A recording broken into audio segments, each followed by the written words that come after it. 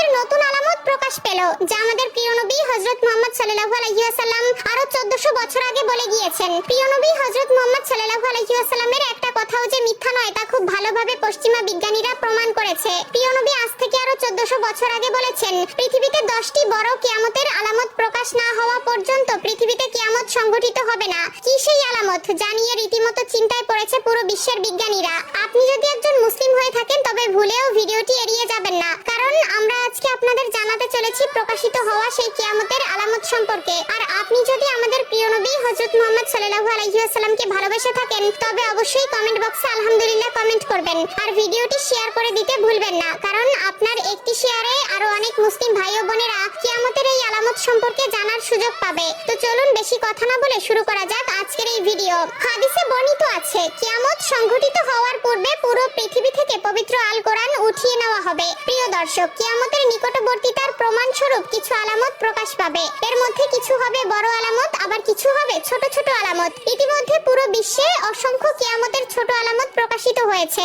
যেমন হাদিসে বর্ণিত আছে, আরবের বেদুইনরা অর্ধ উলঙ্গ অবস্থায় থাকবে, তবে তারা বড় বড় দালান কোঠা নির্মাণের প্রতিযোগিতায় নেমে পড়বে, এমনকি তাদের পায়ে জুতাও থাকবে না। বর্তমানে 2025 সালে কিয়ামতের নতুন যে আলামত প্রকাশ পেয়েছে তা হলো কিয়ামতের আগে পবিত্র আল কোরআন থেকে সকল অক্ষর উঠিয়ে দেওয়া হবে। ইতিমধ্যে এমনই কিছু তথ্য প্রকাশ পেয়েছে। আজ থেকে প্রায় 1400 বছর আগে মহান আল্লাহ তাআলা হযরত মুহাম্মদ সাল্লাল্লাহু আলাইহি ওয়াসাল্লামের উপর কোরআন নাজিল করেন এবং আল্লাহ তাআলা ঘোষণা দেন কিয়ামতের আগ পর্যন্ত তিনি নিজেই তা সংরক্ষণ করবেন। আল্লাহ তাআলা পবিত্র আল কোরআনের মধ্যে বলেছেন, নিশ্চয়ই আমি কোরআন অবতীর্ণ করেছি এবং আমি এর সংরক্ষক। সূরা আল হিজর আয়াত নম্বর 9। কিন্তু এমন এক সময় আসবে যখন মানুষ কোরআন ভুলে যাবে। পৃথিবীতে এমন কেউ থাকবে না যে কোরআন স্মরণ করবে। তখন আল্লাহ তাআলা এই পৃথিবী থেকে কোরআন তুলে নেবেন। এরপর ইসরাফিল আলাইহিস সালাম সিংহায় ফুঁক দিবেন এবং এই মহাবিশ্ব ধ্বংস হয়ে যাবে। রাসূলুল্লাহ সাল্লাল্লাহু আলাইহি ওয়াসাল্লাম বলেছেন, রাতের অন্ধকারে কোরআন মানুষের বুক থেকে উঠিয়ে নেওয়া হবে, এমনকি মুসহাফের একটি আয়াতও পৃথিবীতে অবশিষ্ট থাকবে না।